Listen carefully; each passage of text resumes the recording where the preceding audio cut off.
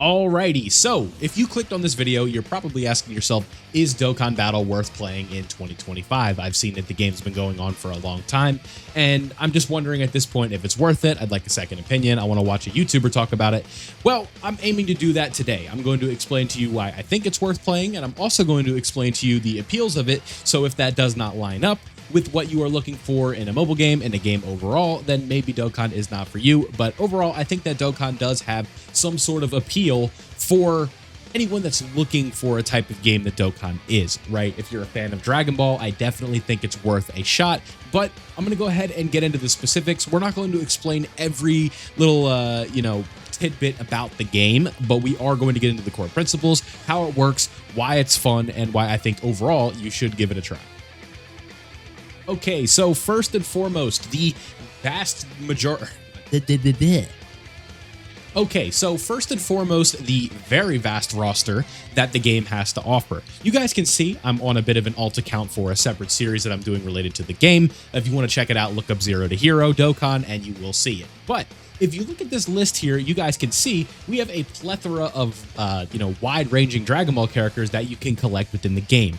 From Tien to Mercenary Tao to Kale and Caulifla to Hit, Kaioken Blue Goku, Pikkon, Cell, Bardock, Daima, right? Demon King Piccolo, Cell Games Gohan. This Vegeta fuses into a Gogeta, right? Evolution Blue Vegeta, so on and so forth. This list goes on forever, and I could just keep scrolling and scrolling and scrolling, and you might see a character that you have some appeal. Your favorite Dragon Ball character is probably on this list. The beauty of Dokkan is, like a lot of other popular Dragon Ball games, almost every base is covered at this point, right? We have some form of representation for every major character within the series, and you're going to be able to collect, use all of those characters, and play with them on separate teams while progressing your account overall, and I think that is one of the main appeals to the game, right? The big roster, very, very fun to play with, and there's always going to be opportunities to build different teams based on those collect items that you've collected and stuff like that. Overall, I think if you're looking for a character collecting experience, Dokkan Battle is definitely going to be a game for you because you're going to be able to collect as many Dragon Ball characters from the series that you can think of. Maybe there's some specific things like LRs, more on that maybe later, we'll see. Stuff like that for specific characters, but overall, I think that the character collection aspect is definitely going to have you covered for this.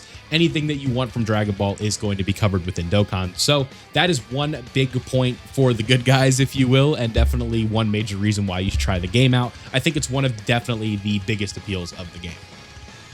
The next big thing for me when it comes to why you should be playing Dokkan, if you think it's worth playing, is the fact that the pacing is all up to you. This goes into multiple levels, the first being the gameplay, the second being the account progression. So, I just started an event, and in theory, if I wanted to put my phone down and set it across the room, or I got a call to go downstairs, I had to go do something, right? Family member needed something, friend needed something, I had to go help somebody with something, I had to go eat, whatever you could think of. You can put it down and come back and nothing is going to be affected, right? As long as you're not on the auto mode, which is not really too important for this video, but it is a bit of a factor. So I can start this event and go in here, and this is not like a real-time PvP, PvE experience, right? It's very turn-based. So you can see we're looking at these orbs, and again, I can just close the app. You can't just exit out of the event, it doesn't work like that, but you can exit out of the app, you can just minimize the app, go to another app, go scroll on Twitter, go do your TikTok, whatever it is that you may be doing, this will still be here the next time that you load the app back up. You might have to restart the game, but you will still be on this screen right here. So this works very well for somebody who might have a busy lifestyle, who might be playing the game at the desk at the office, right? Somebody who might be playing the game on the bus, somebody while you're walking, on the subway, whatever you could think of, on a long road trip.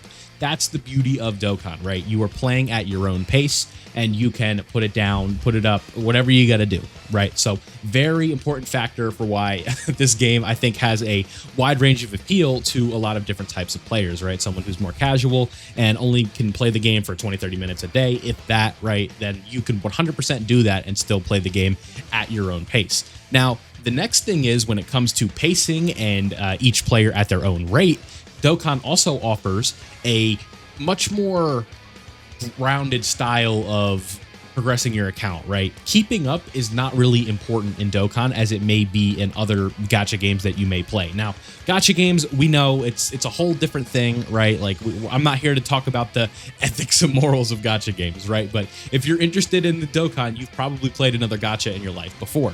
So With that, you've probably played a lot of other games where you have to be very competitive in order to keep up. So you have to be getting the new characters, the new cards, the new items, whatever it may be, in order to have a competitive account at the time.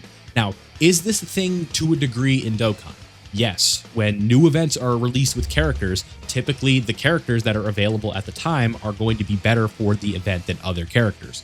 But that doesn't mean that you have to get everything done right away. This game is set up in a format where you're going to be able to come back and play the event at a later date when you're able to get it done, right? A lot of stuff, if we go over, we can go ahead and go over here to the challenge tab. I don't have a lot of this done on this account because it's brand new, basically. But you guys can see where this says remaining 2 days, you can see it doesn't really say that anywhere else, right? So if I can't beat Battle Hard and Formidable Foes, I can come back and do it later. If I want to play the Ultimate Red Zone Goku Story Edition, I can come back and play this later. And there's always going to be different missions in here and whatnot with using different teams, fulfilling certain conditions, and you're going to be able to get replayability out of these events because there's going to be other things to do. So from the grinding aspect of working on your characters, progressing them, making your teams better, you have that. And then when it comes to actually using the characters that you pulled and you progressing them, making them as strong as they can be, you can actually take them into different events like this, and you're going to be good to go, right? You're going to be able to play difficult events, you're going to be able to play easier events, you're going to be able to grind them and stuff like that. And it is just overall a very fun experience in my opinion. It's a bit grindy, and if you're not a fan of the grind, then I completely get that. But I think that especially if you're a fan of the series, it's worth giving it a try because it is a lot of fun to see your favorite characters like kind of duke it out in these boss styles of boss fights and stuff like that. So the main appeal to me, again, from the pacing style is this stuff you don't have to do the second you get on the game, and it's not going to go anywhere. So if you can't beat it right now, you can always come back and do it again. Right? I think that is really one of the main fun parts of the game is the fact that you don't have to get it all done at once, and you can come back and play at your own pace. If you want to take 3 years to get everything done, but your buddy gets it done in 6 months or gets it done in 2 months, then so be it, right? It doesn't matter. So that is one major thing that I think that makes this game worth playing. The game also has a very kind of interesting and easy to play story mode that has, you know, some people, honestly, I think that most people that have played this game don't know what's going on in the story, right? Because they just see this as Dragon Stones, which is like the premium currency in this game. See it as like any other summon currency that you've used in another game, or like coins or points in an ultimate team, right? Those are kind of what Dragon Stones are, and that's what people see these as. But it also has a pretty unique story, and a lot of like they get pretty funky in here. Like at one point, an unlikely duo team up. I won't say who.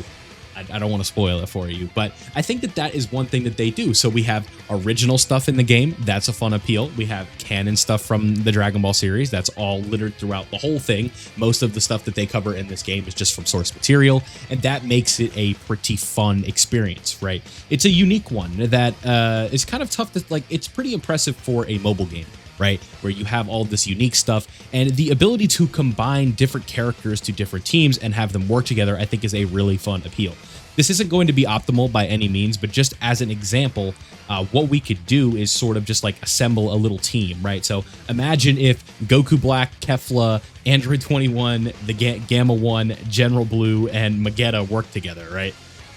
That's sort of what you can do within Dokkan, and you can make teams work like that have funky synergy, and you can see like funny pairings and fun team building. And that is really what it comes down to me, is what makes this game so fun. The ability to see characters that are unlikely to be the best in the game be some of the best characters in the game. Currently, where we are standing right now in the meta, if you will, this LRTN is actually one of the better characters in the game at the moment, and it's just really funny to see Tien from a world tournament be on a similar level or even above a character like Super Saiyan 2 Gohan, like Goku and Frieza from the Tournament of Power. And that is really, I think, what separates this game from a lot of other Dragon Ball games, where sometimes the scaling to characters, you always are going to feel like Gogeta Blue is going to be dominant over some other characters. Now, is this the case in games like this at times? Yes, most of the time the most hype characters are going to be the best, but that is sort of the way that it goes. But now I want to talk about the last thing that really, I think, keeps this game so much fun, like keeps this game fun, and also allows you to sort of stay up to date and in tune with things, and allows you to keep a fresh state of mind, if you will, for the foreseeable future. And that's the fact that this game is getting constant updates, right? We're always getting news. There's a active community on social media that you can talk to within Discords, within Twitter, right? And Reddit and all of those fun things. And anywhere that you really socialize with social media, there is a community of Dokkan players that are discussing the game, right? Sometimes you're going to run into some bad eggs, but it is what it is. That's just the landscape of social media. But with that, there's a very active and engaged community within these social media platforms that allows it to always kind of feel like fresh, always keep you up to date. And you guys can see that this news tab is constantly being updated with new events, other notices, and then campaign events where they're telling you what's going on in the game, giving you information of what type of events are coming and whatnot. It's always something to be doing. There's always something to be grinding, and there's always fresh news coming out every few days. And then sometimes like a dry period is like a week, right? Where it's like, okay, we go 6 to 7 days and it's not much, but that is the live model that we have. And honestly, the last thing I think that makes this so easy to do, or like not so easy to do, but so worth playing, is that the gameplay is pretty simple, right? You guys saw me earlier in the video. I was just pressing orbs, right? At the end of the day, there's a lot of intricacies that go into that, but the core gameplay loop does not require like super high hand-eye coordination. It doesn't require reaction time. It doesn't require learning advanced techniques that other players have had time to master, right? You think about a game like Legends where players have worlds of more experience within like real-time battles with other players. This is not what Dokkan has, right? It's just a much different thing where you have the time to pause and think about it and examine what kits do, as my cord gives out. But you have time to examine and pause and look through and see what a character's doing. If you get this, if you go that route, what could go wrong? And that is, I think, one of the main appeals to the game, right? The fact that you can do these things and makes it worth playing. So let me know down below if you guys are on the fence about trying the game and have any questions. Go ahead and ask them in the comment section below. Either myself or one of my lovely viewers will answer the question, hopefully. And you should be good to go. So yeah, that's sort of my pseudo should you play Dokkan battle? I think so. If you're looking for a more engaging style of fighting bosses and stuff like that, then maybe Dokkan isn't for you, but I would definitely suggest giving it a try if you're a Dragon Ball fan. So that's all I have for you in this one. Let me know what you think down below. If you did enjoy, leave a like, subscribe if you are new. Look forward to the Dokkan content in the future. Thank you for watching, and I'll see you all in the next one.